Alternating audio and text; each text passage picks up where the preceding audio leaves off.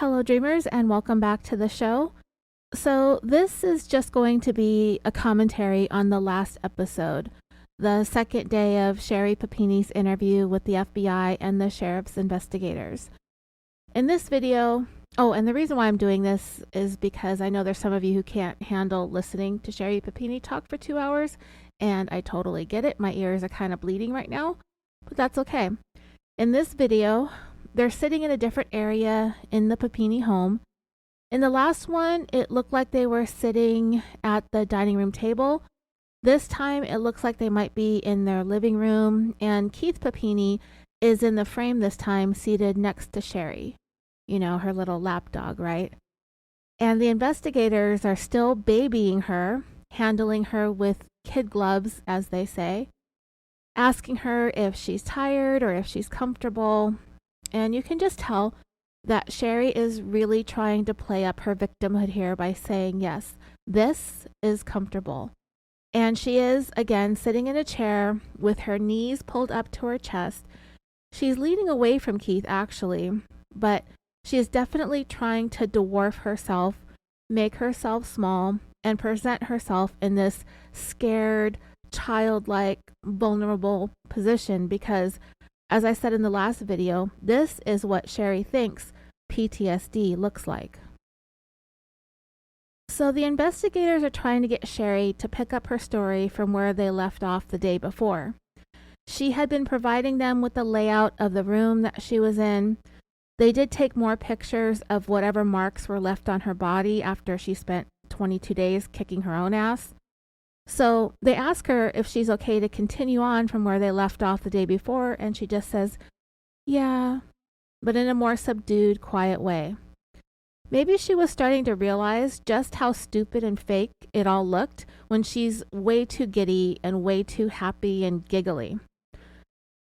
So then there was this awkward silence as the investigators waited for Sherri to start talking again. And then she was like, oh, I thought you were going to ask me questions. I do think that the investigators wanted her to talk freely and to provide as much information as she could on her own organically, but she obviously wants them to do the prompting and the question asking because it is a lot of work for her to come up with 22 days worth of lies, right? It's exhausting. And if you happen to watch the video of the first part of the interrogation, you can just see Sherri getting more and more fatigued as they keep prying her for details. So the investigators agree that they'll ask her some questions if that's what she wanted, and she said yes, she would like them to ask. And then she giggled and said, I think that's probably best. There's a lot of everything, so I don't know where to go. Ha ha. Yeah, okay. So the first thing the investigators brought up was the fact that the day before they never really broached the topic of her hair being cut off. And they asked her if that was something that they could talk about now. Sherri paused and said, yes, if you would like to. And the investigator said, yes, if we could. And then again, Sherri went silent. And I mean, honestly, this is such a traumatic and humiliating thing to have gone through. So it's hard to imagine being in a situation like this. Obviously, I've never been held against my will. So when I think about it, I can see myself being a really shitty liar too, if I had to describe what it was like to be held captive and then having my hair chopped off. It really feels like in this interview that Sherri has no idea how to describe how it happened or how it made her feel because obviously she didn't actually experience this. And it's pretty evident because she says, what's your question? Where would you like me to go in that direction? And the investigator is like, how did your hair end up getting cut during this ordeal? And she says, what led to it? I'm not sure. I keep trying to think about that. That's code for I keep trying to think up a lie about that. Sherri wasn't prepared for these very pointed questions. It's pretty clear about that. So she continued and said, I think, okay, I'm not sure what led up to it, but the cable, where the cable was attached to the top, anytime you made a movement or it moved, it made a really loud noise. So when I would make noise, they would rush into the room. And that's generally where I'm trying to remember that day. Everything like what specifically made that happen. I think I was trying to make the bed. I want to say I was smoothing out a blanket and it made that noise. And there are several long pauses as she sits there going, and she's trying to conjure up details for the investigators here. So next she said, I think that's why I don't think that there was anything else. There wasn't anything in the trash can, so it wasn't, I don't feel like it was time for that maybe. I want to say, I think it was because there was a noise. The bigger one came in. I dropped to the floor. I already had my hair pulled back already. I think it was my original hair tie. I don't feel that was ever removed. Like, I'm pretty sure I was wearing the same band when running, but I never actually took it out and looked at it. But I don't recall there ever being removed. Again, she's getting into all of this minutia and insignificant details about her hairband. They said something to each other in Spanish. The other one was outside the room. I was hit here on the shoulder, and then it was yanked backwards. I feel like it happened really fast, but not. I don't know.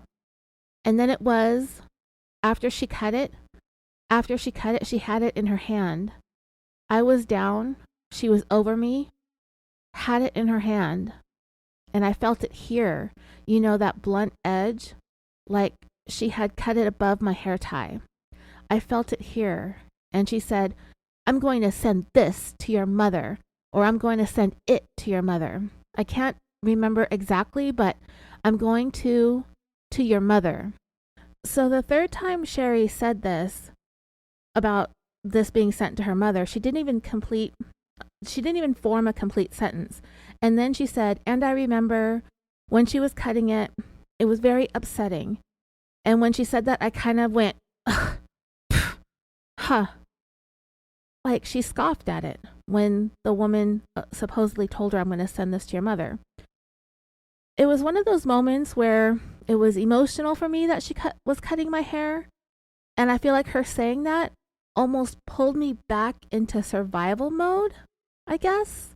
It also made me feel like she didn't know me as a person. And that was it. Okay, dreamers, what a crock of shit. This whole thing again reminds me so much of Diane Downs. I might have talked about this earlier. When Diane was being interviewed by Anne Bradley following the incident that she reported where she was driving down some back roads when a shaggy-haired man flagged her down, she stopped to see what he wanted, and then he pulled a gun demanding her car, and she said this man went and shot all three of her children and then shot her. There are some very similar things going on here with Sherri when it comes to what she said and did in this very intense and violent moment. These two women have no idea what it's like having these traumatic things happen to them because it didn't happen.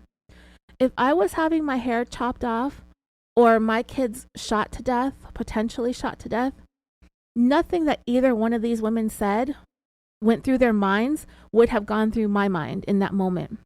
I actually don't know what I would be thinking, but what Sherri said about this woman cutting off her hair being emotional, but felt like this woman didn't know her as a person, and that was it?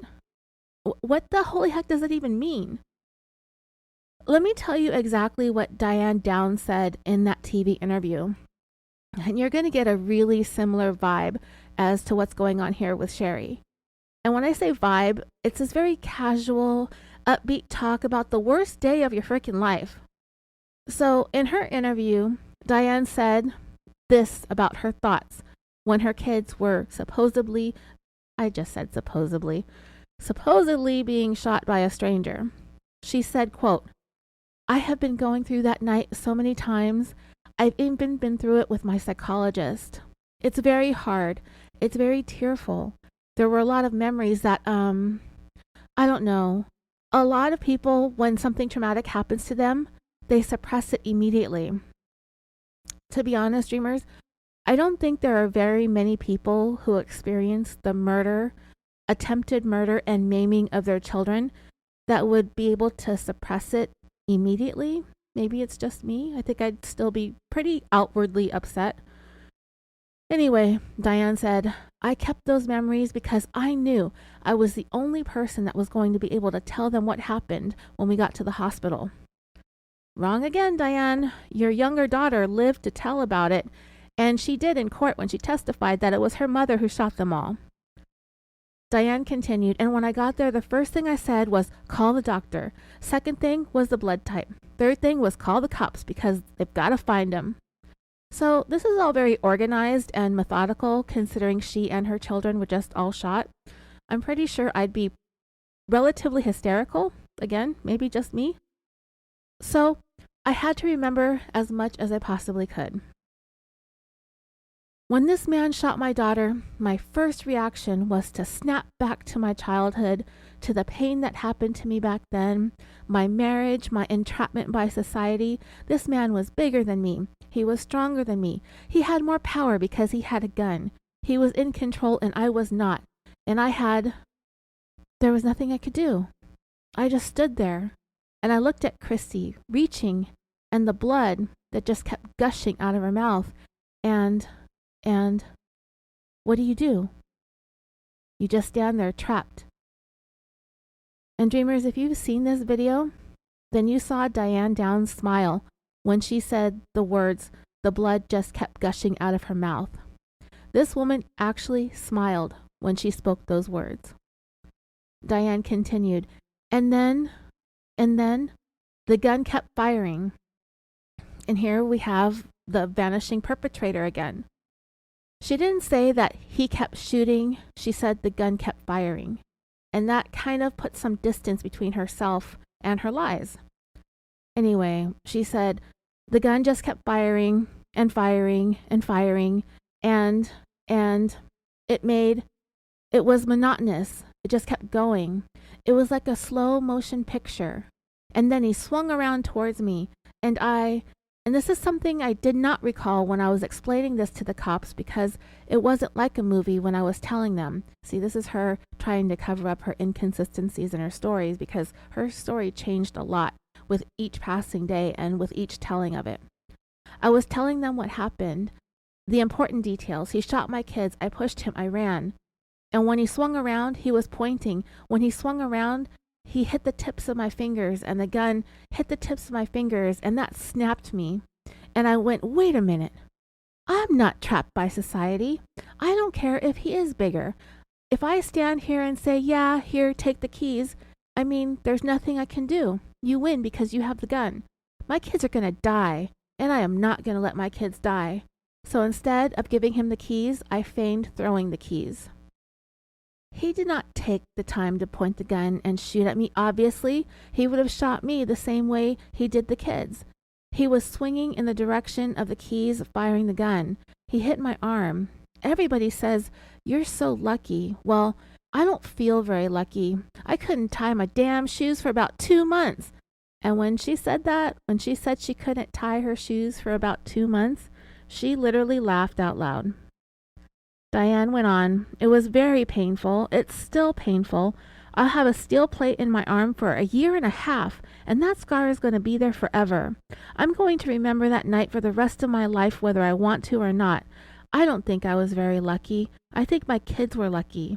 If I had been shot the way they were, we would have all died, except for maybe Danny. Okay, so dreamers, do you see some of the parallels between these two women who made up these stories? Even though Diane Downs successfully killed one of her children and seriously wounded the other two, both her and Sherri Papini did what they did because they were both behaving promiscuously. Both of them cheated on their husbands with multiple men. For Diane, her kids were the obstacles to what she wanted. And I believe for Sherri, Keith was the obstacle. Ultimately, Sherri married a provider. But poor Keith, I've said I feel bad for the guy, but he's such a pushover and he knows it. But anyway, that interview with Diane Downs is on YouTube. It's one thing for me to tell you what she said, but it's quite another to see her and just how much she loved that being the center of attention. It's pretty disturbing and disgusting to listen to and to watch this woman actually say that her children were the lucky ones. One was paralyzed, one survived, but following the shooting, ended up having a stroke and was unable to speak for quite some time. And the other one died. And Diane considers herself to be the unlucky one because she couldn't tie her shoes for 2 fucking months and is having to deal with a steel plate in her arm for a year and a half. I mean, I cannot even with this woman. And then all the nonsense about what was running through her mind in the moments that she and her children were supposedly being shot by this man. All this crap about snapping back to her childhood and all that pain of that in her marriage and her entrapment by society. What the actual hell is she talking about?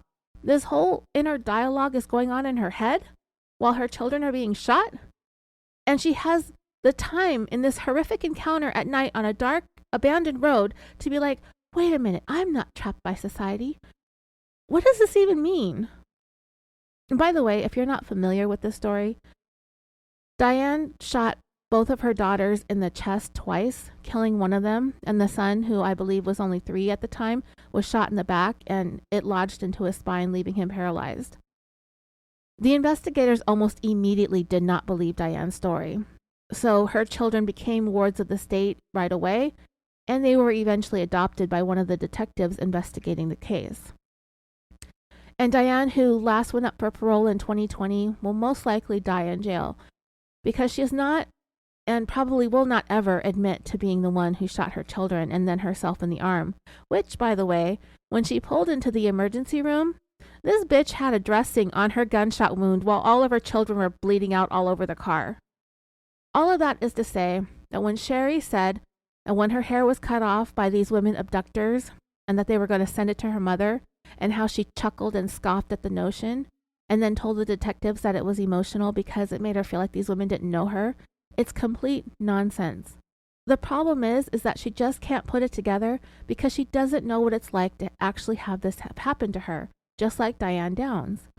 After Sherri said that it made her feel like they didn't know her as a person, and then she said, that was it. The way that all of that came to a very abrupt ending with no further explanation is, to me, a huge red flag that all of this is a lie. The investigator then asked, where was the hair that was cut off? Where did it end up? And Sherri said she had no idea.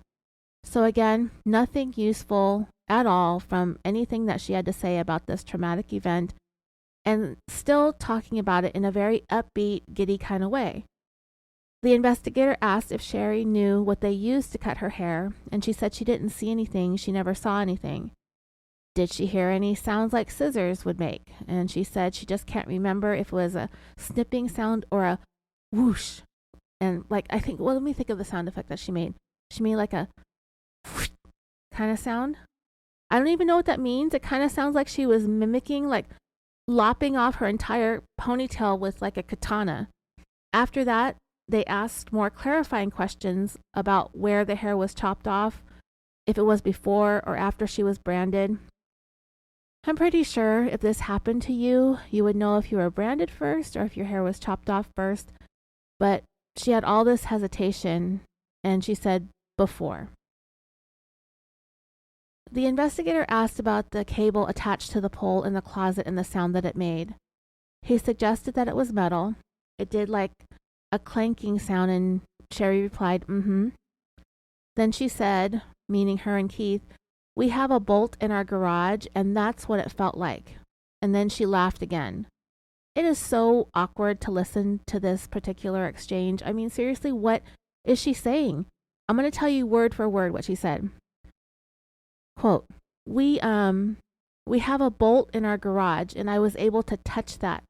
That's what it felt like. I don't know if it's called a bolt. Sorry. Anyway, I touched it.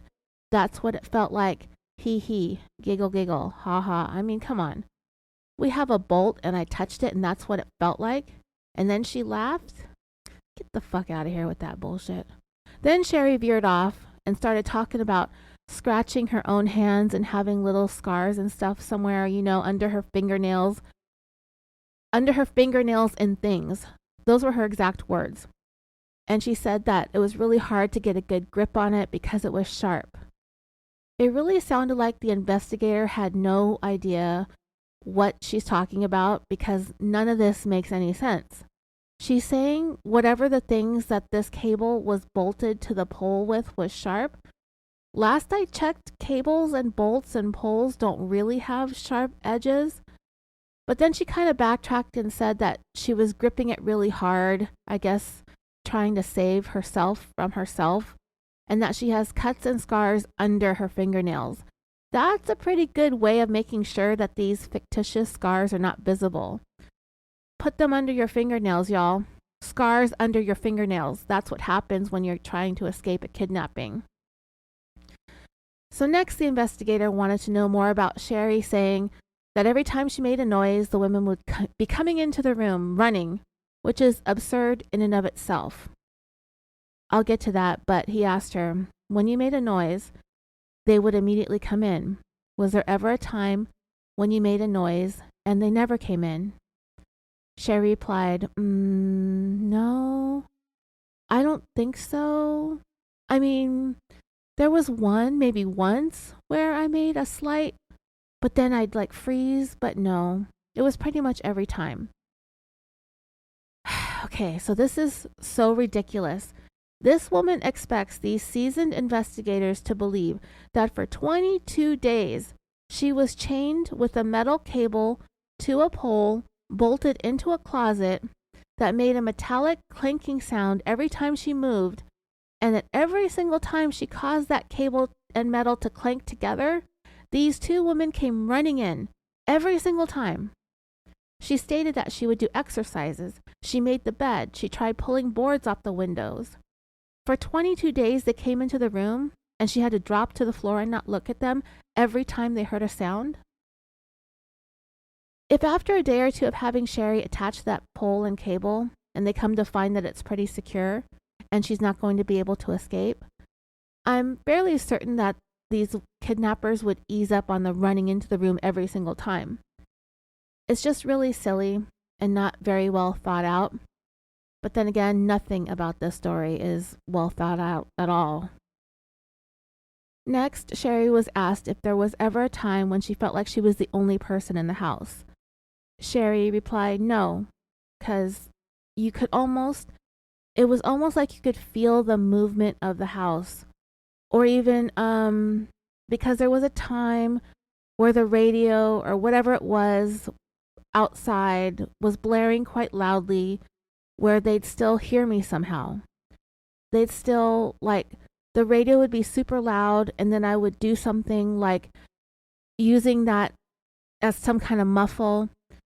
Like when I pulled the screw out of the outlet, did that muffle the sound of that? And then I had it in my hand and I could use it without moving the cable. Like I could use that to pick at the lock on the bed. If I had the chain here, I held it with my legs so I could use the screw without moving the cable on there, without making any noise. But to answer your question, I don't think so.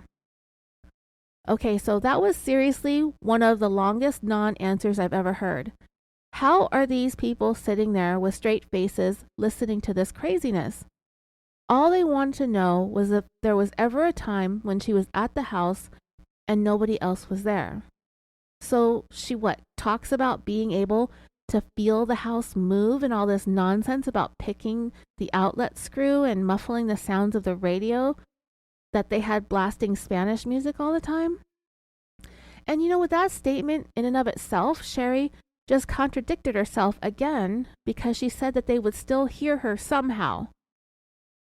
It's not possible, which is why she needed to tack on the somehow at the end of that statement.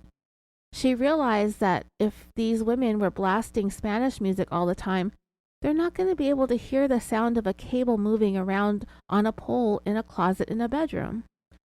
So yeah, I'm pretty sure that everyone in the room is becoming buried underneath all this bullshit that Sherri is shoveling, and they know it, including poor Keith.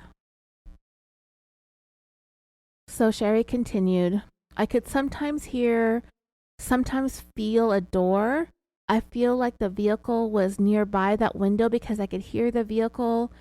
Maybe there were times when I couldn't hear it, but I did hear it. Rather, I don't. Maybe there's times I didn't hear it every time.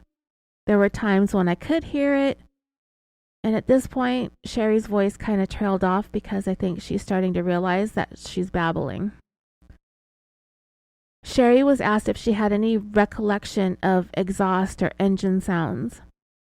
She replied, "Honestly, I would be terrible at that anyway, car-wise," and then she awkwardly giggled again. The investigator tried to clarify. Driving down the road, you see a larger vehicle, the engine will make a louder sound, which everybody knows. I think we'd be able to tell the difference between the sound of a Honda engine starting up versus the sound of like an F-350 starting up. But Sherri's avoiding answering these very specific questions and using ignorance as an excuse. But anyway, she continued, "I feel like if I heard something, it would be a little bit easier for me, but it's not that distinguishable noise, if that's what you're asking." And she trailed off again. And you know what? It doesn't even really sound like Sherri's believing in herself and her ability to keep up with her own lies anymore. And her saying that she feels like if she heard something, I mean, what the hell are they supposed to do? Play YouTube videos of the sounds of every car in the world starting up until she hears the one that maybe sounds like the vehicle that the kidnappers drove? It's so dumb that she even suggested that. But she continues on with more rambling nonsense, and the investigator tries to clarify, and at one point she says, "I don't know. I would say that I didn't hear any extra clanging or the like." Like the "I don't know." Extra clanging?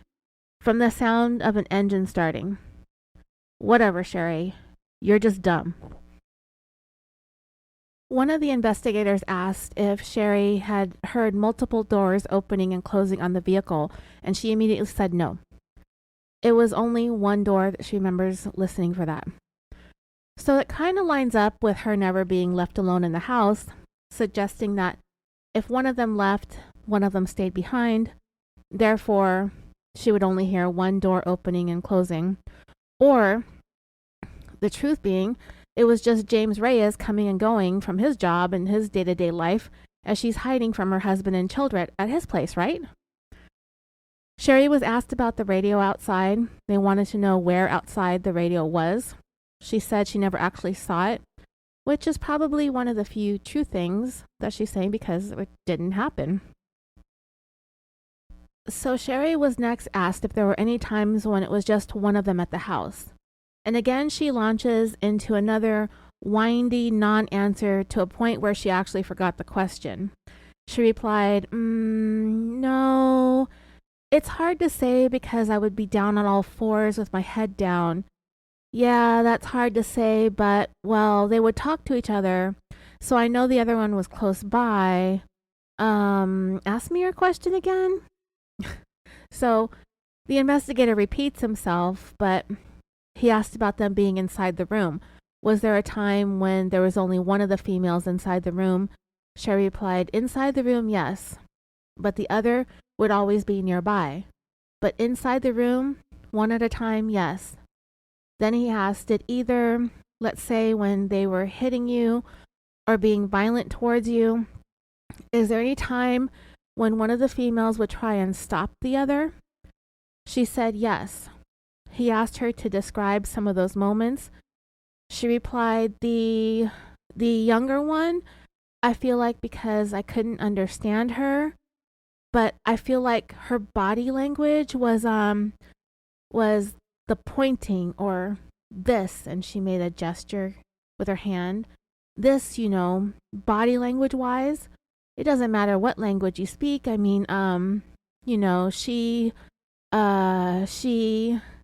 I've seen, because I was never allowed to look them in the face, but I did see this signal with her hand, and then Sherri gestured again, facing with her hand, which is stop, obviously, but, sorry, this is making my stomach hurt.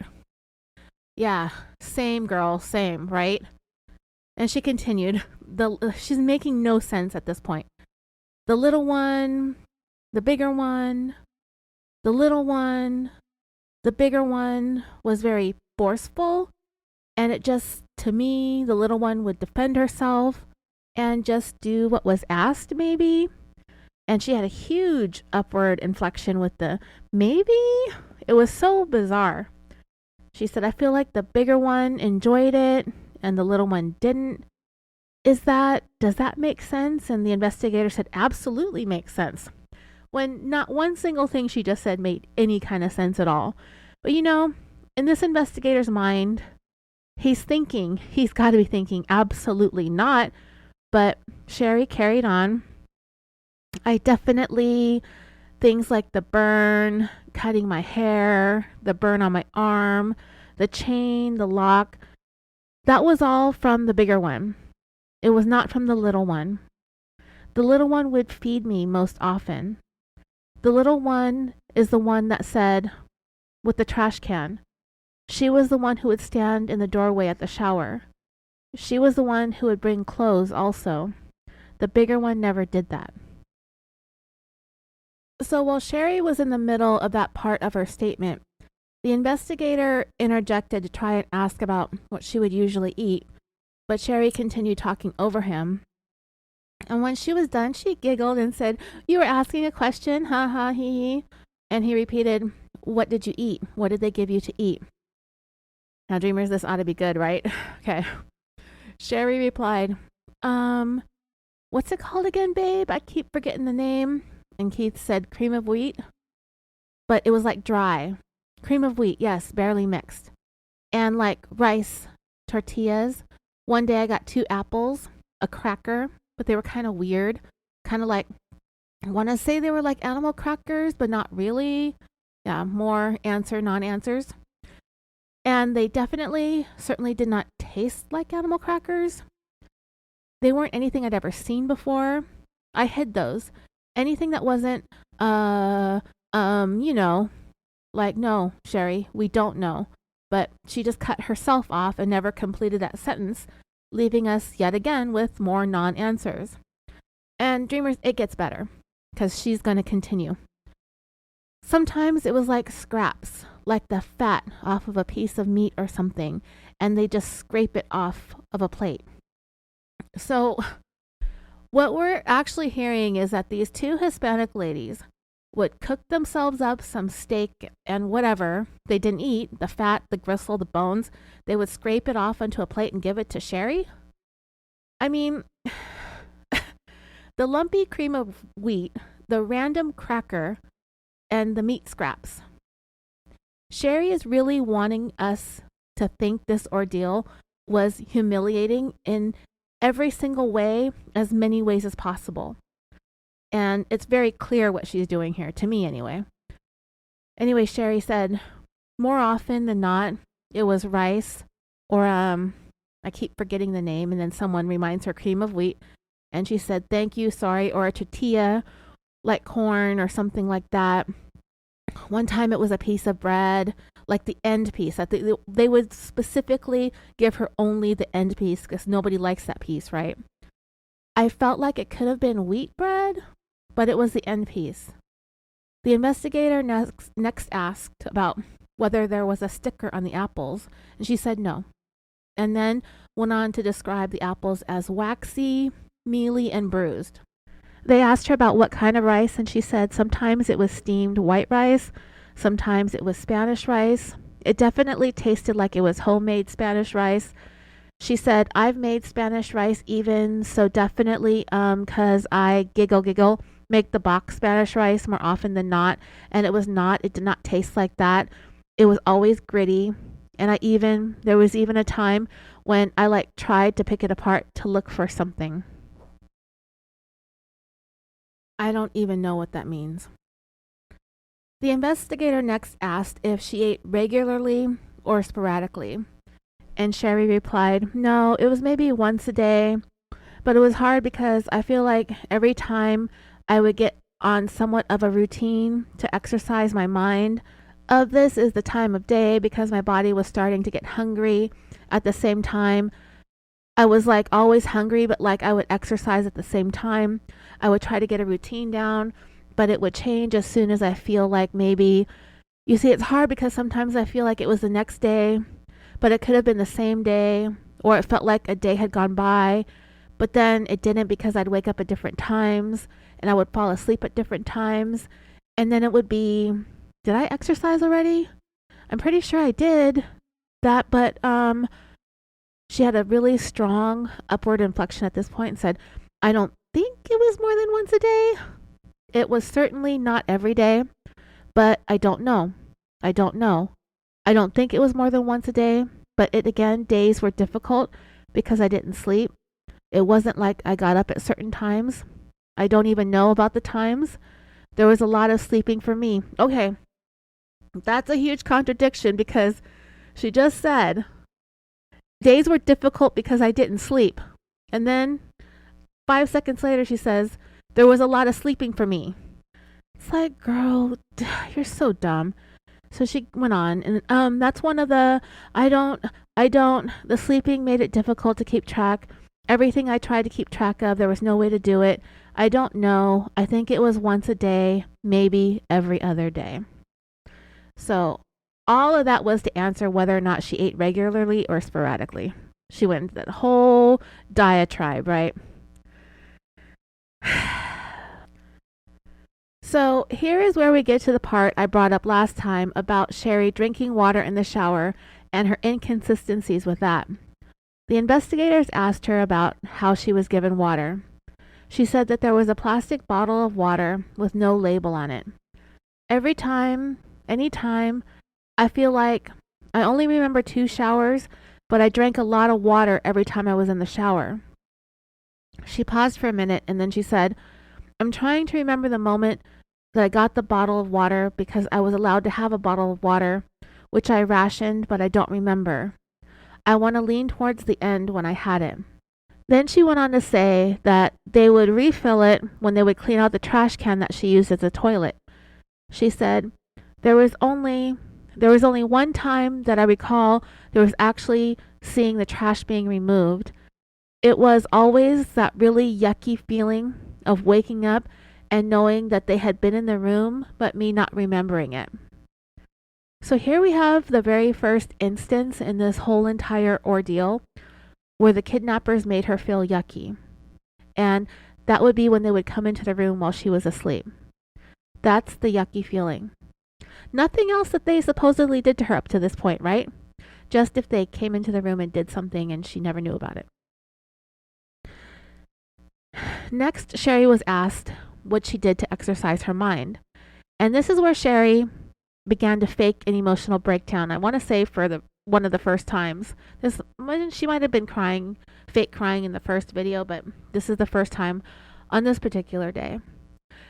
I actually posted pictures of her in this moment, breaking down into tears, or at least trying to appear to. And she said, I would sing the song I sang to Violet. I would read the books I read to my children. I could hear my husband. I would know the things that he would say, and Christmas carols and the random jingles that he would sing in our kitchen. A lot of the times it was, if Keith was here, what would Keith do? I would go over my shows in my mind, shows that Keith and I would watch, and try to get some kind of gauge of time. And at this point, Sherri's already back to speaking normally without crying. I mean, the times I sang the ABCs even, and now she's back to laughing at this point. I would mouth lines from New Girl, some more giggling. I would talk to my husband. I would talk to my babies. I would feel like if I would talk to my babies, it would help me to hold on more. The investigator asked Sherri about the story he was told where she would roll up her sweater. She said it was a sheet. It was a sheet. And I rolled the sheet and I sang to it like my Violet. When Violet goes to sleep, I rock Violet on this arm and I sing to her before I lay her down. And I did that before I would go to sleep sometimes. She also said it was something that she did when she was by herself in the room and that her kidnappers never saw her do it. So she'd be able to sing. I guess that didn't have them come running to kick her ass because she was making too much noise, right? So Sherri was next asked about her broken nose. As she sat there, blowing and wiping her nose, the investigator said, "I gotta ask, how does that feel, the broken nose?" And she said, "Oh, it's much better. It's sore. It's very sore." And then with another weird upward inflection, she said, "It's really only sore right here now. I feel like when I start crying, it swells more." Well, good thing the crying is fake, I guess. "It's a good sore," she said. And then she laughed. She actually said that. It's a good sore. What does that even mean? I mean, okay, so like if you work out and when you're done, a few hours later, maybe the next day, you're sore, that means you had a good workout, right? But if you're sore because your nose is broken, that doesn't mean it's a good kind of sore. I don't understand this woman. Her broken nose is a good sore. I don't even know this woman thinks, I don't even know how she thinks this is even remotely believable. If somebody broke my nose, I would not be sitting here laughing about it, talking about being a good kind of sore. This was the injury that James Reyes did not want to help her with. I mean, I don't think he wanted to help her with any of them, but he did not want to punch her in the face like she had asked him to, which, I mean, it was probably hard to resist because her face is so punchable, right? But what they did instead was Sherri held a hockey stick up to her face and he like shoved it into her nose. Then they asked Sherri if she wanted to take a break at that point, and she said in her very childish voice, "The camera would like me to take a break." Some small talk ensued, and Sherri is just loving all of this attention on her. It's so weird, but she said, "A little break is nice." That was a tough one. Yeah, it's tough getting through an hour worth of lies. And then suddenly she had this really weird outburst when she said something like, "I don't want to talk about my kids anymore." And then she laughed some more. And the investigators, they seem like they're trying to humor her, but it's just so cringy. And when they started back up again with the questioning, Sherri just randomly started rambling. She said, "I feel like it was the silence and the dark and the silence that really made me not okay. Everything else, I made it through. I was, I could do it. It was the silence and the dark room that every day something else was coming and not knowing, that anxiety of, and that there's something else that's about to happen and not knowing that something else was about to happen." At this point, this interview gets so cringe when the investigator begins to praise Sherri for her strength and courage. He says, "No doubt your strength. Obviously, you're here. That strength was able to hold you and get you through. So I hope that means something to you, that your internal strength and drive allowed you to get where you are today." And then he tells her that that's how the world is seeing her, as this survivor, and how much courage that she had getting through those 22 days. Which is really unfortunate because there were people out there who genuinely believed her and defended her, only for all of this to come out 4 to 5 years later. Sherri was next asked if there was ever a time when the music was turned off, like the kidnappers were going to bed, so they shut off the music. When Sherri went to answer the question, she was maybe silent for about 10 seconds. It just feels like she's really trying to think up something that's plausible and makes sense. Unfortunately for her, nothing she says really fully makes sense at all. And her behavior throughout these interviews is the most baffling thing of all. But you could tell that Sherri just can't help herself. And finally, she answers by saying, "I don't think so." So dreamers, let's think about that for a moment. Sherri says that these women were blasting mariachi music around the clock, 24/7, for 22 straight days, never turning it off. And the answer to the question is, I don't think so. I think you would know for sure if the music was ever off. But then again, it seems like one of the ways that Sherri is hoping to get through this by acting like she doesn't remember, as if she's blocking things out due to the trauma of it all. That's just my guess. Who the fuck knows what this woman is thinking? Then we get to another inconsistency. Sherri says that she doesn't think the music was ever off. She was asked if the music was tied to car doors opening and closing, and she said she didn't think so, that she tried to listen for that. If they were using music to try to cover up them coming and going from the house, I guess, then she said that's when a lot of the injuries occurred. Because it was when I would think that they weren't there. She stated earlier that there was never a time when she felt like she was the only person in the house, that the kidnappers, either one or both of them, were there at all times. So what would make her think that would ever come a time when she would be left alone? Clearly the kidnappers in her fairy tale don't trust her at all. So she continued, I would attempt movement in things, and occasionally it took them longer to get where I was, but I don't know. I don't think so. It was different. It was different every time. Again, here, put together everything that Sherri is saying. They're blasting music, but somehow they can hear the sounds of the cable and the chain and the pole from every other place in the house. Sometimes they arrive fast and cause her injuries. Sometimes they took longer to get to her. But they somehow heard the noises coming from the closet, inside the bedroom, from across the house, with music blasting. Okay, Sherri, if you say so.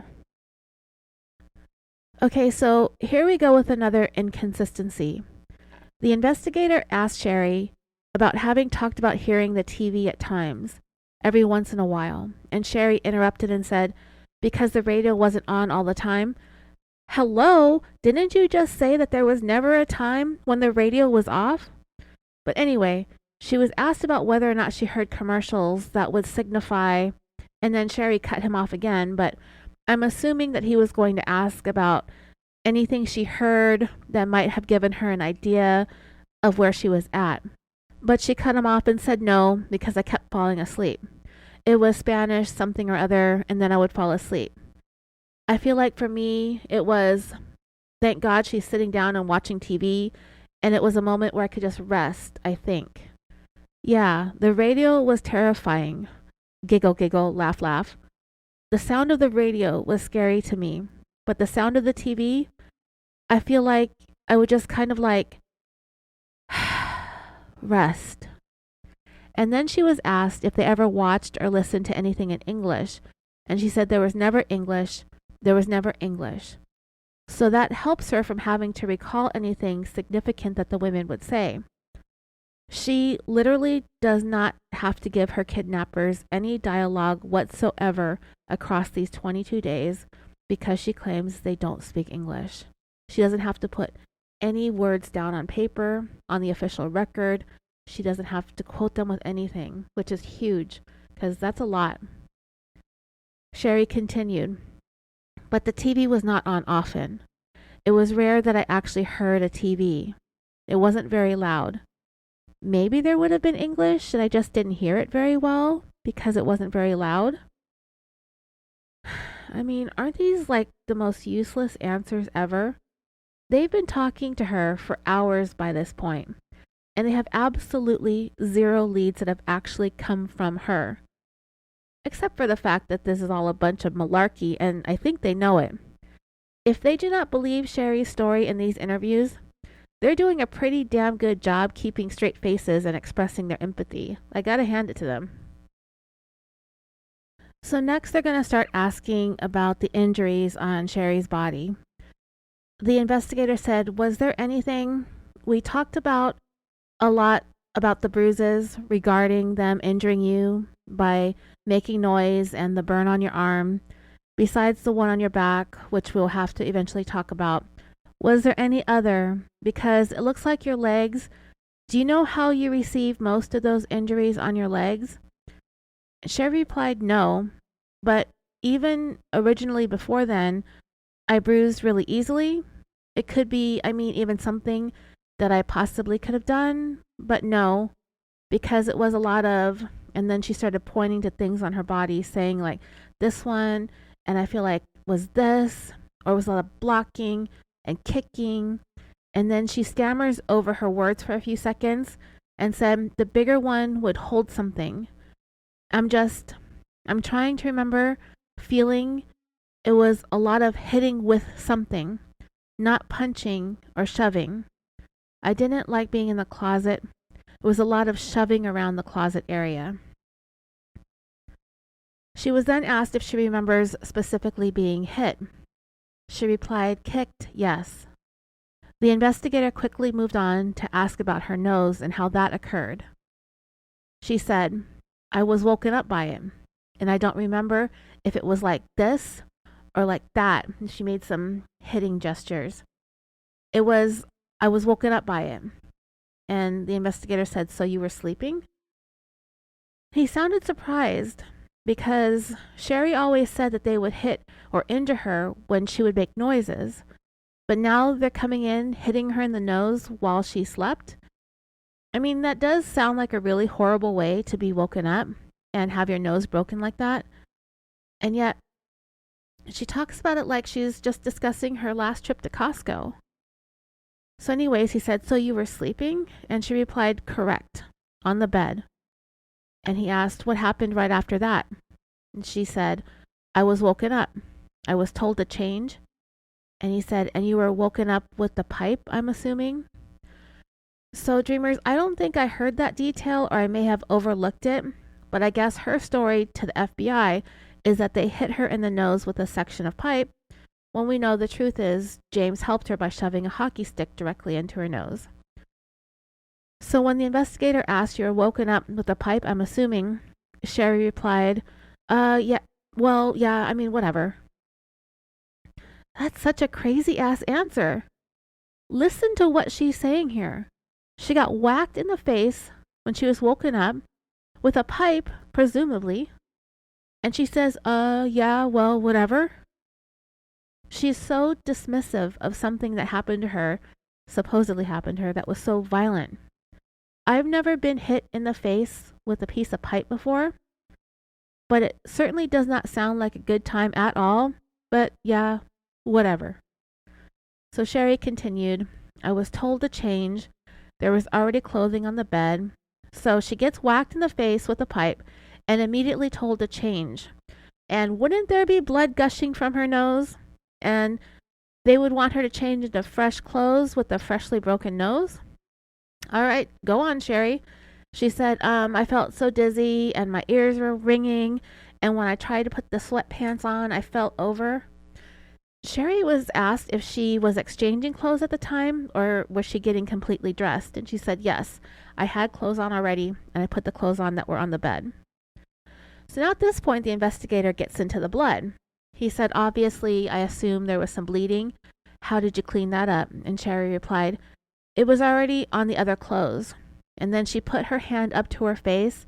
And when she did this, she pulled her sweater up to her nose. And she said, I did one of these numbers to stop the bleeding using her sweater.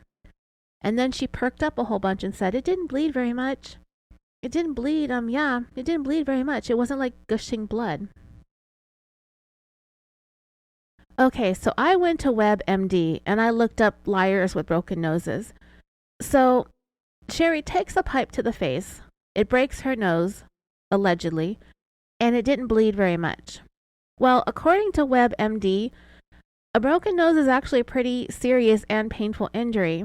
It says, these are common symptoms of a nasal fracture: swollen, bent, or crooked nose, pain, especially when you touch your nose, nosebleed, black eyes, bruises beneath your eyes, trouble breathing through your nose, mucus running out of your nose, a cracking sound when you touch your nose.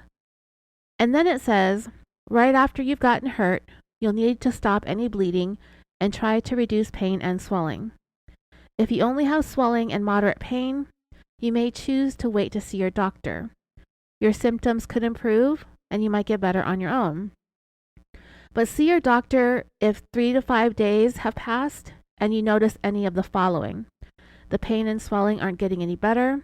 The swelling is gone, but your nose looks crooked.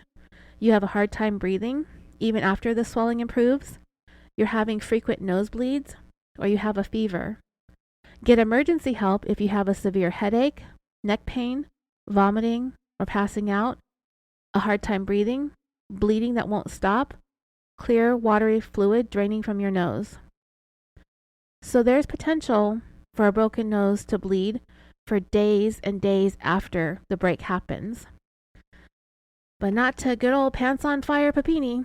Her broken nose is perfectly healed all by itself and barely shed any blood. Amazing, right? The investigator then asked, did any of that end up on the walls or on the floor? Sherri replied, I would assume so. There wasn't anything that I know of on the walls, but gosh, I don't know. But well, okay, I did that. And then she put her sweater up to her nose again. And then she said, ouch, that's sore. So she's sitting here demonstrating. And yeah, it's stupid. She continued, it would have to be on the floor because I set the sweater down. So to answer your question, yes, it has to be on the floor. It wasn't profusely, and yes, Sherri said the word profusely. That's a lot worse than my supposedly earlier. It wasn't profusely bleeding. I wouldn't say it was dripping onto the floor, but I was more focused on my eyes. Haha, because I couldn't see. Haha again. Yeah, it really didn't bleed that much, she says.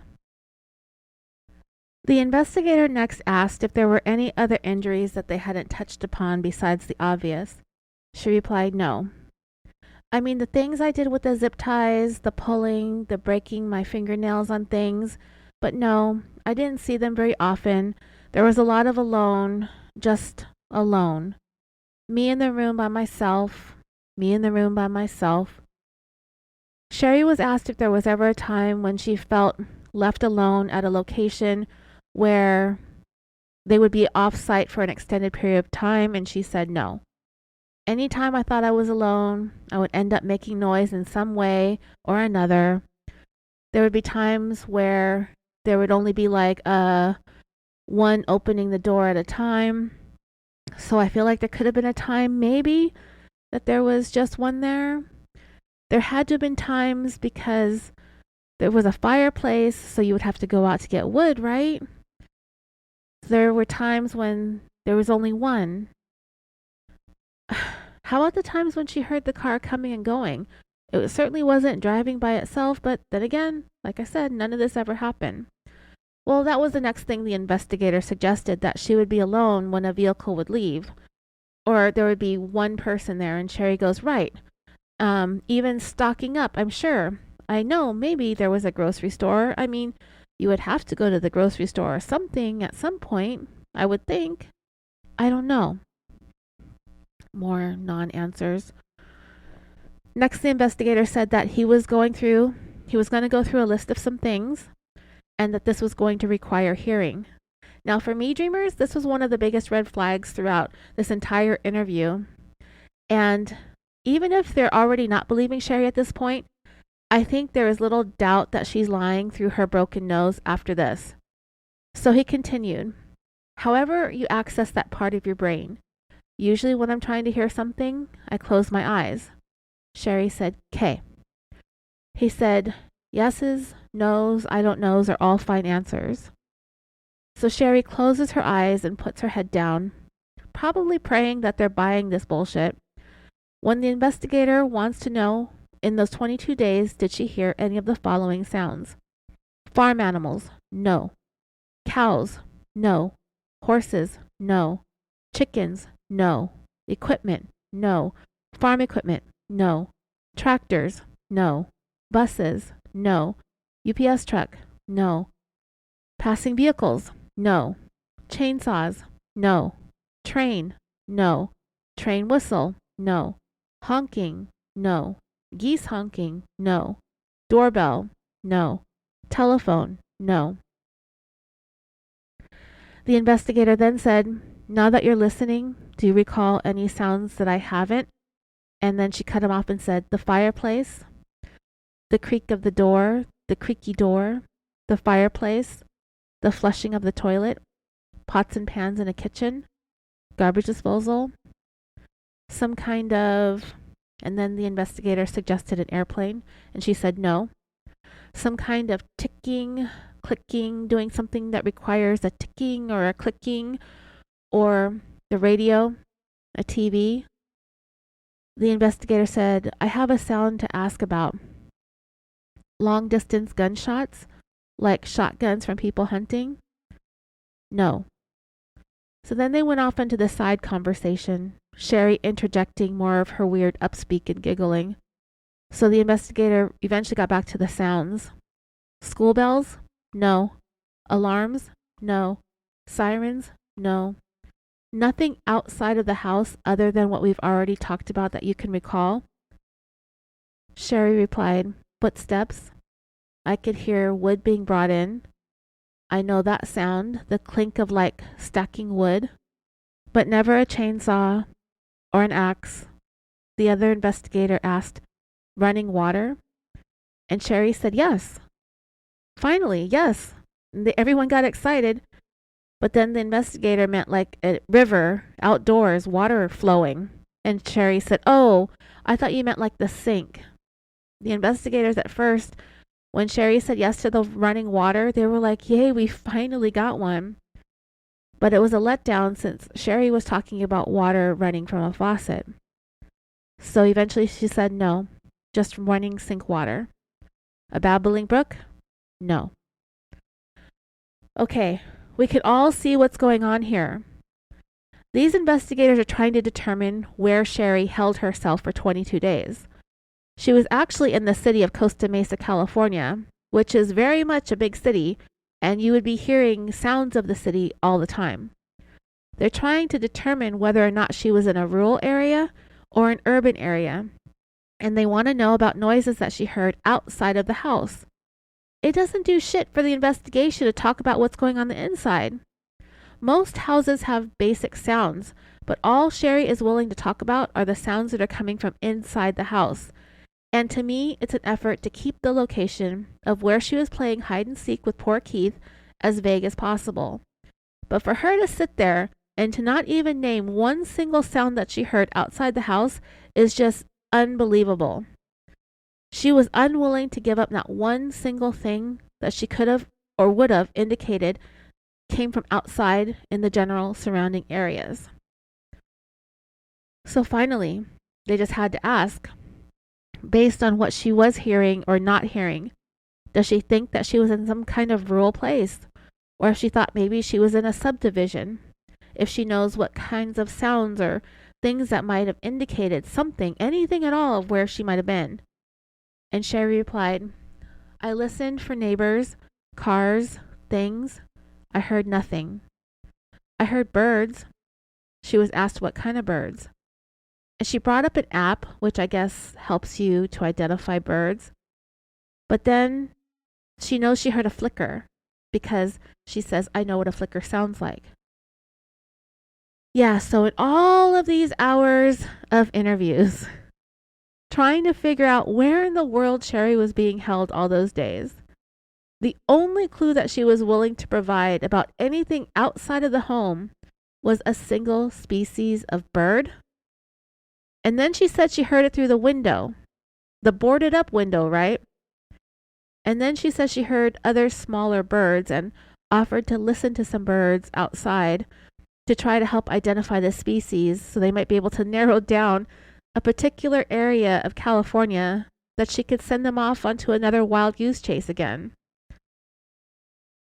But Sherri continued, I don't recall hearing like the breeze through a tree or the creak of a tree. I don't recall any of that.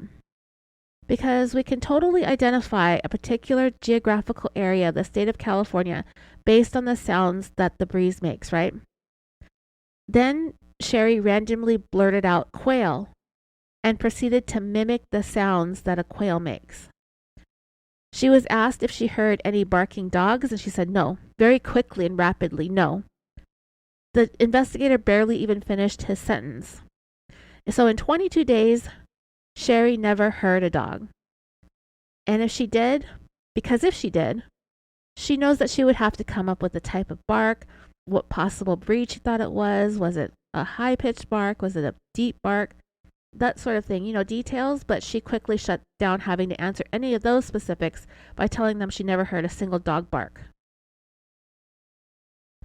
But wait a minute, there's another change in Sherri's story again, because she followed that statement quickly up with, "But I did on the last day, and that was scary." The investigator asked what she meant. Sherri clarified that she heard the barking dog after she was released while she was on the side of the freeway. The investigator wanted to know more about that, so she started laughing again and apologizing for talking over him. So he said he wanted to talk more about her final moments of fake captivity. So Sherri shifted in her seat a little bit, still insisting on sitting in that cocooned position with her knees pulled up. She puts her hair behind her ears and she folds her hands back onto her knees, grasping them tightly. She flashes a huge smile and flirtatiously says, "Where would you like to begin?" And the investigator said, "The barking dog." And she replied, "The barking dog was when I was trying to figure out how to get into. Can I ask what that was? Was it a shipping yard or was it a junkyard?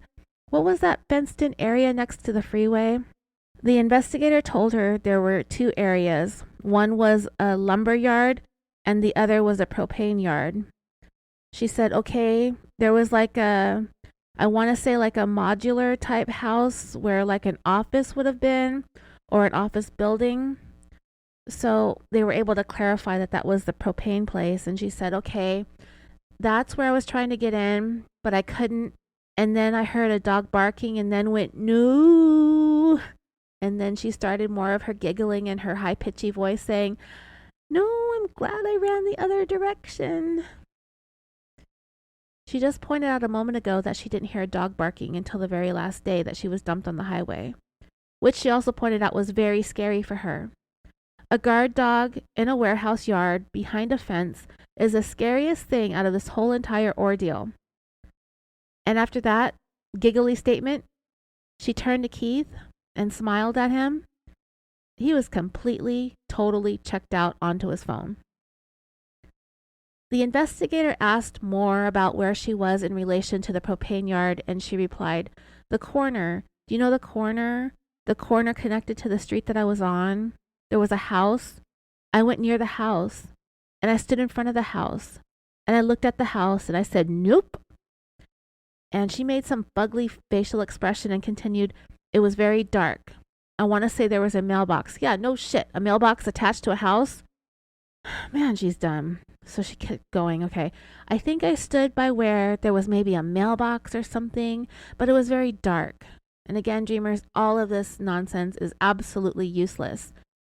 There were no lights on. It didn't look inviting.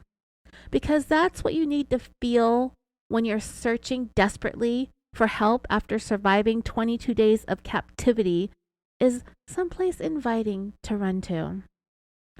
So the investigator asked, "So once you tried to find help in that area, what did you do next?" Sherri started smiling creepily and giggling annoyingly again as she stated, "Well, I didn't find help," which is true. It took her about 20 to 25 minutes for somebody to actually want to pull over and help her. "I went to the fenced-in area. The entire time I was trying to get the zip tie off. I couldn't reach it with my mouth, so I was trying to, I don't know what this is called," and she kind of twisted her wrist a little bit, and she was trying to use that, and the investigator suggested it was a hose clamp, and she said, "Thank you." "I was trying to get that off, ran on top of the freeway. It was very difficult because my feet were very cold, my ankles were wobbly, and I was very dizzy. I was very, I don't want to say short of breath, but short of breath, because that makes a whole lot of sense. I don't want to say short of breath, but short of breath. B from the screaming, and then ran down the on-ramp, off-ramp. There was a truck parked with no lights on, and I stood there and stared at the big rig and thought, there's probably somebody inside there. I do not think I want to go knocking on that door. And then I saw the lights. No, that's not right. I saw the lights to the church before I saw the truck. I didn't know it was a church. Ran down and around, kept losing my breath, and then ran down and again thought if I could just break into something, even if it's a gas station and the police were called, if I could just break into something and be somewhere, but I couldn't. I shook the door and banged on the door and I looked for windows, but there were no windows. And then I ran back towards where the freeway entrance was and ran down the on-ramp. I keep wanting to say off-ramp, it's on-ramp.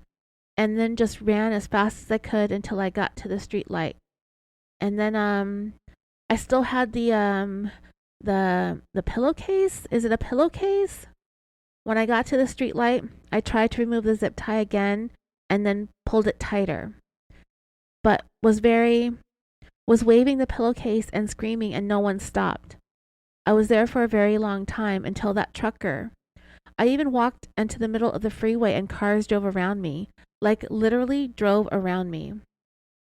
And then I stepped back and thought, getting pitchy again here, there's a chain around my waist. Perhaps I should tuck this into my pants. That didn't help. It felt like it was a very long time standing there. To me, it felt like a very long time. And then that one truck stopped, but stopped aggressively. And then it was just the trucker got out. I saw him. And then she paused and asked the investigator, am I still going in the right direction you were asking? And the investigator reassured Sherri that she was doing great. So Sherri kept going. And then I started screaming, call 911, call 911. And then he started stepping towards me. And then I got scared. And then I just wanted to talk to Keith. It was like everything after that was just slow. And I just wanted to talk to my husband. In a weird whisper, Sherri said, and no one would let me talk to him. She started to pretend to get emotional about being kept from speaking to poor Keith. The investigator apologized about that, and she pitchily said, it's not your fault. And then she continued, no one would let me talk to Keith. That was it was very frustrating, and I remember falling over several times, and I was very dizzy. I was spitting a lot. I screamed until blood came out, which I'm not even really convinced is a thing. I'll ask about it in the group, and maybe we can discuss it there. I've already posted about it. It's Monday right now, and I posted that question a couple hours ago. Seems like a weird question, right? I think you think that there's something wrong with me right now, but it'll make sense once you listen to this episode. So she continued, I even said, there's blood in my mouth. There's blood in my mouth. And one of them, and I don't know. And at this point, Sherri lowered her tone and made sort of a mocking statement about the blood in your mouth, like that, kind of mocking herself as if somebody who was there at the scene finding her on the freeway was making fun of her for complaining about the blood in her mouth. I actually don't really know what she's talking about, but that's kind of what I picked up from this part of the conversation. It was totally bizarre. I couldn't fully understand what she was saying, but it was really one of the strangest things that she said and the way that she said it. And every time that Sherri mimics herself or makes a weird giggly joke, she always turns to her right and glances at Keith for reassurance. But he's completely disinterested in everything Sherri has to say and is basically staring at his phone or off into space the entire 2 hours. Next, the investigator wanted to talk to Sherri about getting dropped back off at this location along the freeway. She stated, I'm trying to remember whether the car pulled over or spun around. I don't remember feeling any of that. I remember not feeling, I guess feeling and hearing the click of a clipping, and then, get out. I can even hear her accent when she said that to me. And falling out of the vehicle. I don't remember if she touched me, or if she grabbed me, or if she pulled me. I remember falling. It didn't feel great. I remember falling. pulling as she gestures as if she was being yanked by her hair, and then seeing vehicle dark, then walking away, trying to run towards it. I was so dizzy. And then, it was so far away already. And then trying to figure out where I was, where the road was. I chased after the vehicle at first, but what was I? What was your question? Again, she goes off on these tangents where she even forgets what she's being asked. Sherri was asked if she looked at maps, and she turned to Keith and said, "Yes, we looked at that. Do you have that?" And Keith, he's still not wanting to look up from his phone, and he just kind of gestured with his head towards the investigators like, he has all this information. What are you asking me for, bitch? To me, Sherri's really trying to pull Keith into the conversation to have him more engaged, to show her more support, and to make sure that he is by her side as lie after lie after lie comes flying out of her mouth. But Keith is not on board, and it shows. The investigator said, "Yes, I have a copy of that if you would like to go over it together." Sherri replied, "Sure, if that's what you would like." It's like, yeah, bitch, we want to go over the exact location where your stupid ass got dropped off for your fake homecoming. He didn't say that, but he said, yes, it would help us put the pieces together. Pieces of lies. But anyway, they go over some of the fake key locations that Sherri and Keith circled on the map the morning that Sherri faked her way home by getting fake dumped by the fake kidnappers, bringing this fake ordeal to its fake ending. At this point, Keith kind of finally chimed in to explain some of the various locations that he had circled on the map, like where Sherri thought she was dropped off, the directions that she ran, the places where she collapsed from exhaustion, and how she kept trying to run, and that she ran to a church trying to break into the place. And then Sherri gets all dramatic and she puts her hands on top of her head and she laughs and says, "How does the church not have any windows?" And the investigator pointed out that those buildings of worship are vandalized all the time and windows are always getting broken out. Sherri said, "Because I saw a security camera too." And the investigator said, "You were running pretty quick. You were running pretty fast. And I think many of us saw this footage on the news shortly after the news broke that Sherri had been recovered. That camera picked up images of her running past the church." Keith continued about the direction that Sherri was running. She kind of leaned in towards Keith and said, "I was running to my husband, so I was running pretty fast." Like, don't you want to throw up your lunch right now? Honestly, barf, right? Next, the investigators asked about one of Sherri's hands being free when she was dropped off. He asked how her hand came to be free. If you recall, Sherri was found with a chain around her waist and one of her wrists was bound to the chain with a zip tie. She said there was a clipping noise, but I'm not sure. I want to say, yeah, but I'm not sure. But I want to say it was probably. What did I feel?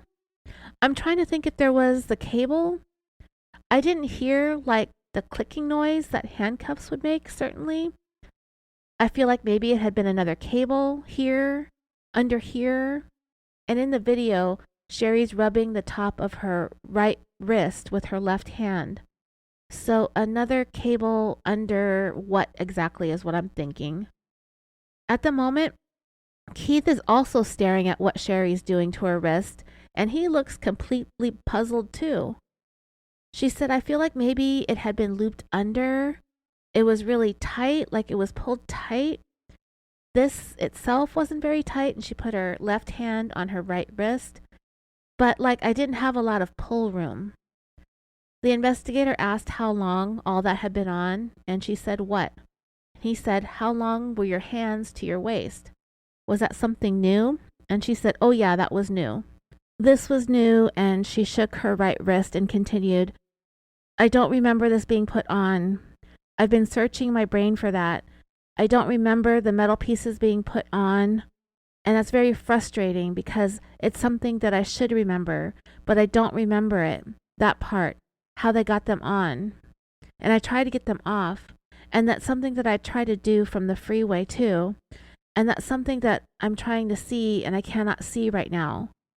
The investigator reassured Sherri that it's normal. Sherri cast her eyes downward and closed them and whispered, "I'm sorry, continue."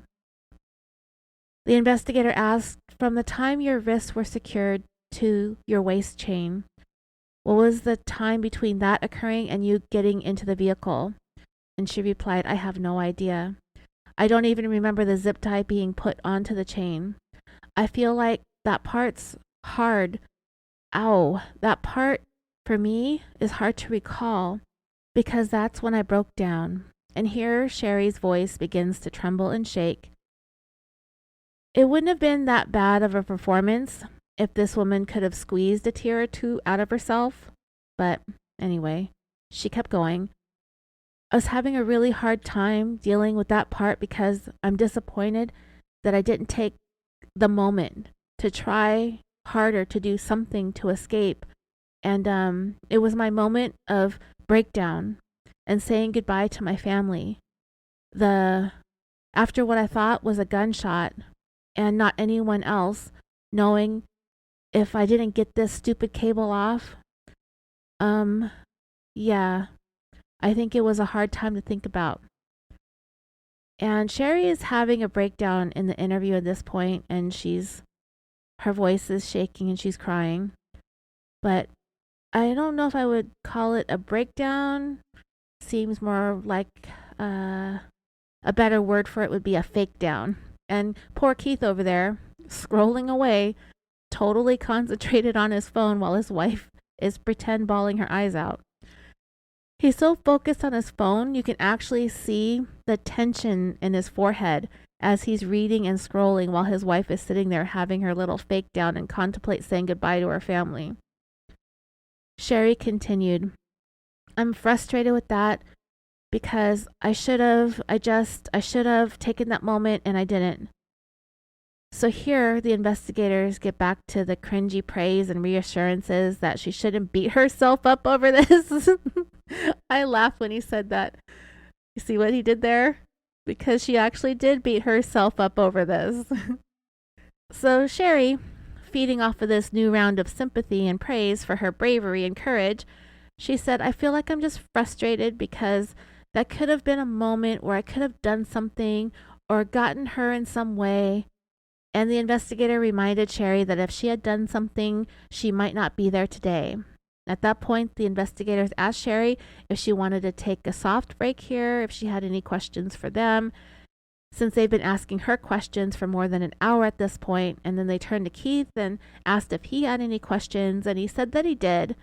And it seemed like a whole bunch of relief to Sherri. She was more than happy to have Keith take over the questioning for a while. "Please do. Can you talk about it a little bit, please? Can I take a break for a moment?" And of course, she's laughing and smiling and just having the grandest time of her life. Keith first brought up a large injury that Sherri had on her shin. He said, "You have a pretty big injury on your shin. I thought you kind of remembered something, maybe hitting it on the car on the way in, getting forced in, or being hit. I don't know if you want to talk about that." At that point, Sherri started rubbing her right shin with her left hand, pointing out that the injury was older. The doctor, when he looked at it, said that it was a bad one.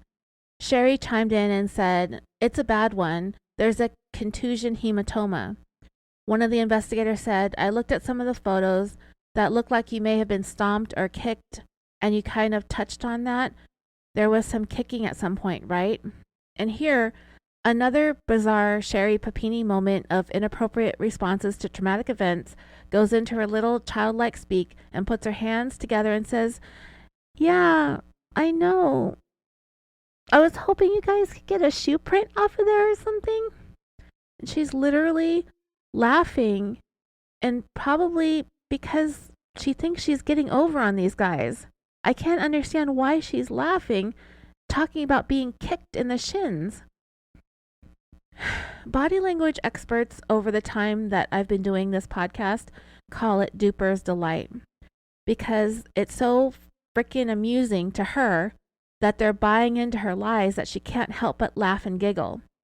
Because now, and this might just be me, I don't find it funny to offer to the FBI that they might be able to lift a shoe print impression off of bruises on my shins from being stomped by 2 Mexican women. From there, I think they just kind of ignored it and blew it off, and they transitioned to wanting to show her some pictures of Sherri and some of the bruises, and they want her to try to clarify how she sustained them, and she said, "I'll do my best." Ugh. So as they're pulling up the pictures on their laptop, Keith brought up that towards the last couple of days, even the last few hours of her captivity, that the women were arguing more than they usually did. So this is like Sherri building up to the part of her fairy tale where she gets set free. And that she mentioned that she feels that she heard a very loud noise and explained it to be like a gunshot. And the investigator said that they were clear on that already. And Keith said that Sherri mentioned that there was a very bad odor in the vehicle too. Sherri said, "Sewagey. It was like sewagey." And then Keith said after Sherri heard that sound, the gunshot, there was only one person left. The meaner, bigger Hispanic woman was no longer around. From there, the conversation kind of veers off into any work that Keith and Sherri may have had done to their house.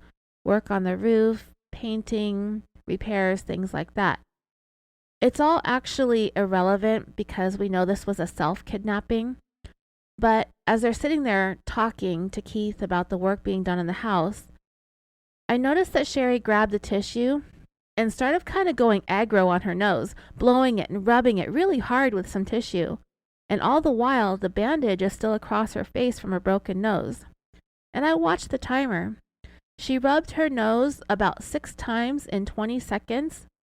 It doesn't sound like all that much, but really, take a tissue, blow your nose and rub it 6 times, and time yourself for 20 seconds. It's excessive, especially if just within the hour demonstrated how she put her sweater up to her nose, her freshly broken nose, to absorb all the blood, and then flinched when she did it because just the act of putting her sweater up to her broken nose as she was talking to the FBI caused her pain again. But here, less than an hour later, she's aggressively rubbing her nose with these tissues. And from there, Keith is just blabbing on about all of his home improvements that they had done. It's so stupid. And this went on for quite some time towards the end of this interview. But you can see the FBI agent's laptop, and you can see photos of Sherri's legs that are pulled up on the screen, which they're going to get to next. And now it sounds like a cooling fan may have kicked on someone's laptop, so it gets a little bit more difficult to hear Sherri at times. So when you can't understand what you're saying, you just kind of have to insert your own filler words like I do. Like blah, blah, blah, lie, lie, lie, bullshit, bullshit, bullshit, etc., whatever, whatever. I almost want to skip it because it's so annoying, but I just want to make sure I don't miss anything stupid that Sherri says.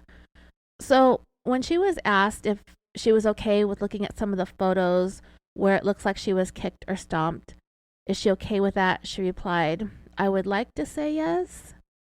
It's hard to hear her, but he asked something about an area around the shin, and she said, "Not specifically. I feel like every interaction something was hurt."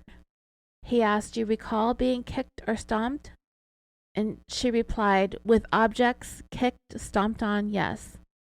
So what I'm hearing is that every lie that Sherri tells earns her another bruise. Got it. She continued, "Never slapped though, I think. I think I would remember if I was ever slapped, but she always adds on these words to kind of negate what she just said to make sure she can't be definitively tied down to a statement. Did you ever get slapped? No, never slapped, I think."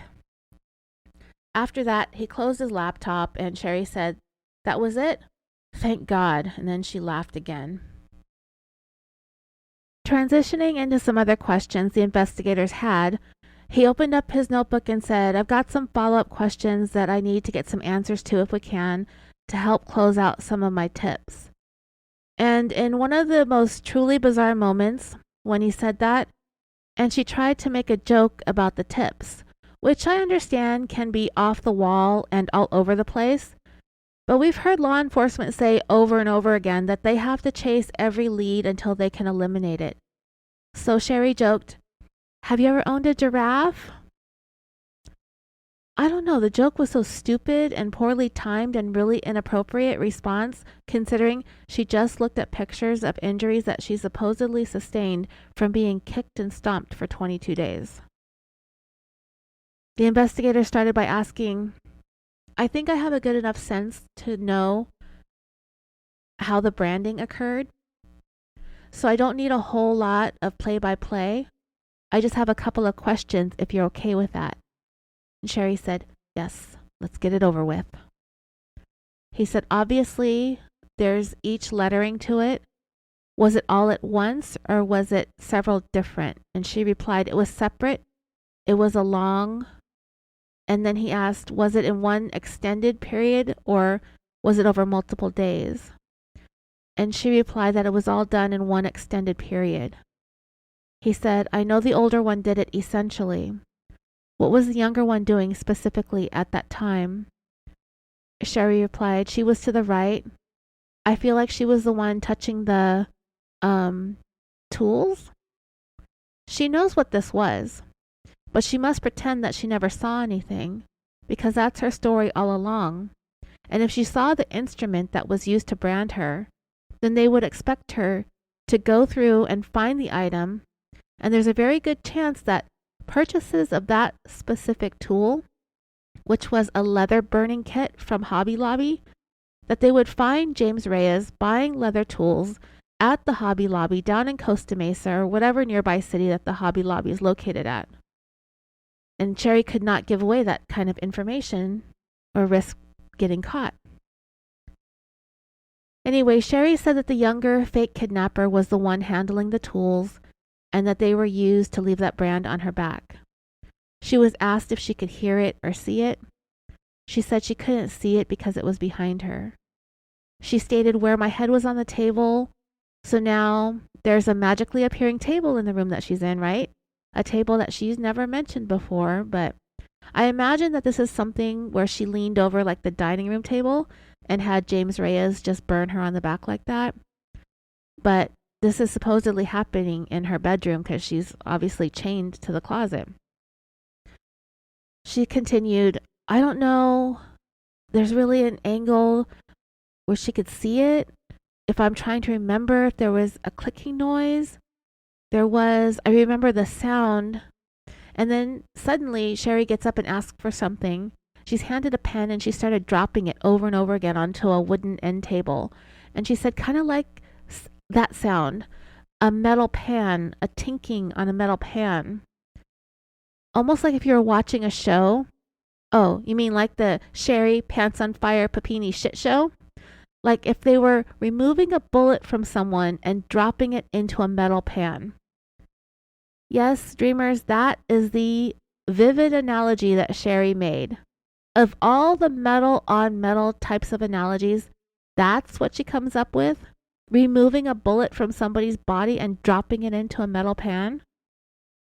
I mean, that sounds like something I would say. After that, Sherri said she didn't recall any other types of noises as the women were working on branding her. They don't talk about it here in the interview or in her final interrogation at all. But what was branded on her, in case you didn't know, was the Bible verse Exodus 21:16 that was burned into her shoulder blade.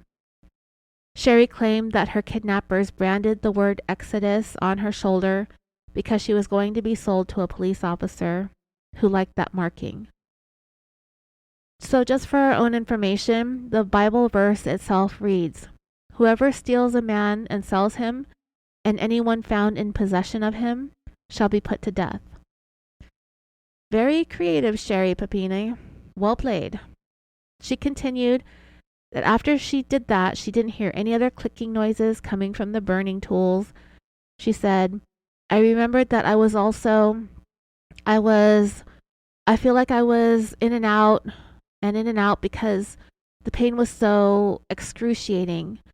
In between from And I apologize, guys, from my implants. It was all of my weight directly on them, so it was hard to breathe with all of that, too. And the investigator suggested it was because she was being held down, and Sherri said, I wasn't necessarily held down. It was my arm. I couldn't pull it up. That's what that was. Yeah, all that weight went straight down, and Sherri kind of made a gesture with her arms like they were at her side. So, yeah, she didn't need to be held down because, of course, she was doing this branding of her skin on her own free will. They get into the discussion about a heat source, but we know this thing has its own internal heat source, and I'm assuming that it just plugs in electricity. The next thing that the investigator brings up has to do with the racist blog that they found that was attributed to Sherri. It was found on an old MySpace account that Sherri had under her maiden name. We did talk about this back in our 2018 episode on Sherri. That blog posts were found that were written by her that say some derogatory things specifically about Hispanics. Sherri looked over at Keith and he was just shaking his head no.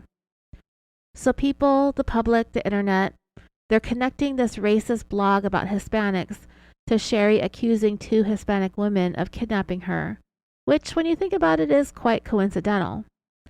Sherri said, it's awful. There's so much that my family is going through. I'm sure you guys know everything. Not yet, honey, but they will. I understand that you have to know everything, but my life wasn't perfect before this. It's just an awful feeling that all of everything and all of the made up things, it's just a disgusting, yucky feeling of what's doing to my family.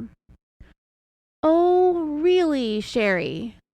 This is all just an awful feeling of everything and all these made up things because it's disgusting and yucky and what it's doing to your family? Wow. Okay, well, Sherri Papini gets a 10 for self-awareness in that seemingly unintentional confession of hers. The nerve of her, right? Sitting there talking about how this whole blog thing, this racist blog thing is hurting her family. Sitting there making up things about being yucky and disgusting. Ultimately, as they discussed this blog, Sherri would flat out deny writing it. They asked her how the blog got written and posted under her name, and she said she had no idea. She also even denies having a MySpace account. But I fully 100% believe that she wrote that blog and she posted it up on her MySpace. But Sherri tried to deflect when they told her that the blog was posted under her name, and then she asked them if they were familiar with Central Valley High School. She's like, I was an athlete and I played sports. And I'm thinking that she was going to say that she was real popular in school, and it's probably was a fellow student who was jealous of her or who had a grudge on her that posted that blog at her name, but she didn't say that. Instead, she went along the lines of berating her parents. My parents didn't go to any of my games. She was told, there are things that the blog can be investigated. We can investigate your blog, and we did. And Sherri goes, great, in a really excitable, high-pitched voice. But then they told her that they couldn't find any of that stuff, and she replied, obviously. But then the investigator said, however, there are aspects of it that people can find truth in it. Again, she denied having a MySpace page. She denied writing the blog. Anyway, they get into this long conversation about all the false things posted on the internet being attributed to Sherri, and that she and Keith in the past tried to hire a lawyer to have it all taken down. In the end, investigators told Keith and Sherri that the public are leaning hard on this idea that all of this happened because she's racist on Hispanics. Keith pointed out that people are saying that they did this for money. Sherri reiterated, I wasn't a perfect person before this. They quickly asked, what do you mean by that? And she said, I skipped school. I did dumb kid stuff. I had a really shitty relationship with my parents, excuse my vulgar language. And I lived at the Heart Center for a long time. And from what I could find about this Heart Center, it seems like it was something like a mental health facility. So we may have some history of something going on here with Sherri, but I don't really give a shit at this point. I'm over trying to sympathize with this woman. But if she had a tumultuous relationship with her parents, then maybe some of this makes sense. She also pointed out that sometimes she would even sleep in her school gymnasium. I found an article on thegrunge.com that I think can more concisely wrap this up. The video begins to meander a little bit and it's going to slowly come to an end. So, in this article from 2022, written by Paris L., is entitled The Untold Truth of Sherri Papini. The first thing listed is that while Sherri was missing and the investigation was digging around in her background, information surfaced that hinted at some difficulties with her life at home with her family. And these things that were surfacing were causing people to doubt Sherri's kidnapping story even while she was still missing. According to the article, and we talked about this back in our 2018 episode as well, there were a number of reports from the Shasta County Sheriff's Office from between 2000 to 2003, including several calls that Sherri's parents made to law enforcement regarding her. Her dad reported that Sherri tried to burglarize his home, and a couple of years later, he reported that she tried to make unauthorized transactions on his bank account.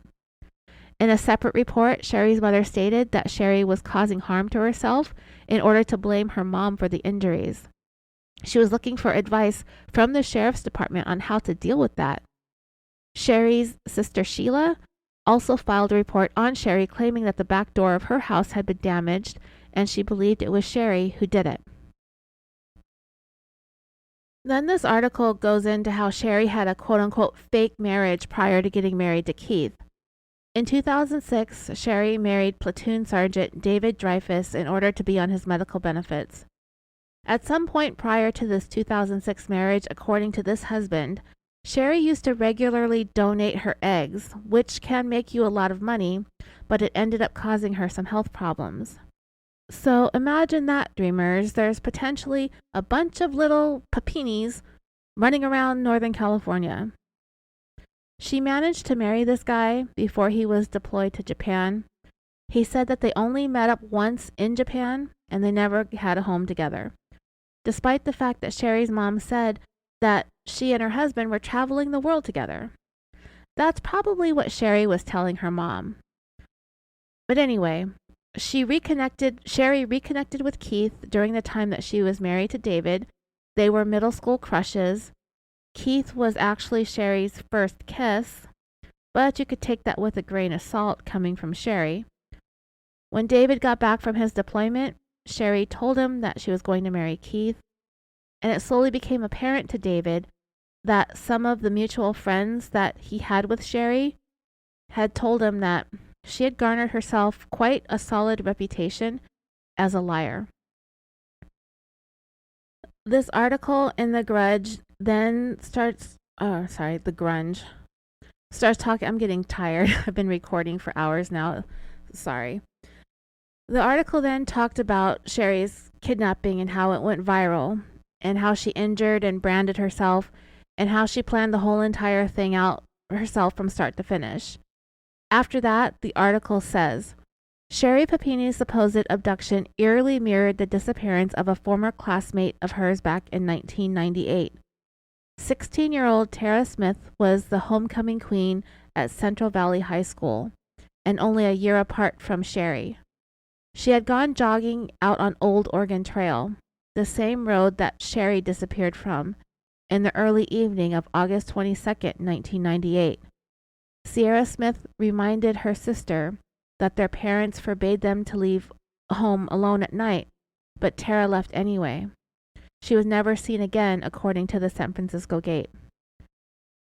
18 years later, when Sherri disappeared, her grieving family reached out to Smith's father, Terry, for advice. Their daughters were now both victims of a similar crime. When Sherri returned home, she herself spoke to the family and dined with them. Sierra and Sherri visited several times and ate dinner with her parents. Sherri's arrest and disclosure of her fabrication were disconcerting for Sierra, who said Sherri had to be sick and not well to make up such a lie. She called Sherri's situation upsetting, which made it difficult for her to sympathize.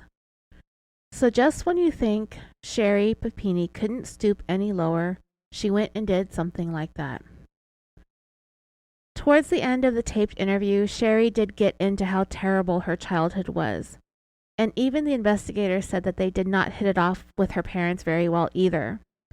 And knowing what we know about Sherri's history with her family, they all probably knew that the kidnapping was a hoax from the start, and now they're just getting dragged into this. Their daughter's lies are about to go viral and they're going to be humiliated. They don't have to worry about that for very long, though. Jussie Smollett is only a couple years out from taking his place as America's biggest liar with the stupidest publicity stunt. Sherri next said, and you can hear the disdain in her voice, "I have zero desire to see them right now, and I find that to be very odd." I actually don't find that to be very odd at all, because Sherri just said that she had the shittiest relationship with them. They've called law enforcement on her. They've accused her of lying, of making up stuff, of breaking in, of taking money. Why would she want to see them? So they can call her out on her bullshit yet again? Of course she's going to keep her distance from them. At the end of the video, they started talking about sexual assault. Sherri said there was never a sexual assault, but come to find out, some of James Reyes' DNA was found on her underwear. And I believe in the next audio that we're going to listen to with James Reyes, he is told by the FBI that the DNA came from semen. I'm sure that they did a rape kit on Sherri when she was recovered, and it showed that she had not been assaulted, but it doesn't mean that they didn't have sex. That was actually one aspect of Sherri's story that I did believe. I believe the reason why she attributed the kidnapping to 2 Hispanic women was because there was not going to be a sexual assault. The investigator said that most people believe Sherri's kidnapping was a sex trafficking thing, but there was nothing sexual that happened with her during this ordeal. Nothing that she was able to recall, she said. She stated, "Keith and I were trying to process through that as well." And then she jokes about obviously not being a virgin. I mean, more cringy jokes. Now she's making sex jokes when they're talking about whether or not she remembered being sexually assaulted. What the hell is wrong with this woman? But she carried on. Even if I would have been asleep, I would have felt it. And that's something that was excruciatingly terrifying. Yeah. Almost as terrifying as those oversized teeth that she keeps flashing us every time she cracks a joke about being kidnapped and assaulted. I feel assaulted after watching 4 hours of this shit. But Sherri kept on going. It was excruciatingly terrifying, waking up every day. She would check. Nope, that doesn't hurt. Nope, that doesn't hurt either. So every day she woke up and inspected herself to see if she had been unknowingly sexually assaulted. I've been snuck up on when I've been asleep, and the millisecond I realize that somebody's near me and in the room, I'm awake, and there's no way that I would be put through an entire sexual assault and not know it. Like, can you imagine, like, trying to pretend you were assaulted and that you don't want to describe any details of it? And so the way that you avoid doing that is telling investigators that you slept through it. But anyway, she said she never felt that anyway, ever. And I'm still not sure the extent of what happened between James Reyes and Sherri Papini, but if they found his DNA in her underwear and it was seminal fluid, then I'm pretty sure they were doing a little something during those 22 days. All right, dreamers, I am going to wrap this up for now. I have a little bit more to talk about at this point of the FBI's investigation into Sherri, but I did want to get this recorded today. It's Monday, the last Monday of February. I want to put out the James Reyes interview next, but I didn't want to get too far ahead. I find the evolution of the conversation that the FBI had with James Reyes is pretty fascinating, so that's going to be coming up next. I want to thank you all again for your love and your support. I'm doing a lot better today. Talking smack on Sherri Papini always lifts my spirits, so thank you for joining in with me. Stay tuned for the next episode. That's all I've got for today. Have a wonderful week, and until next time, sweet dreams.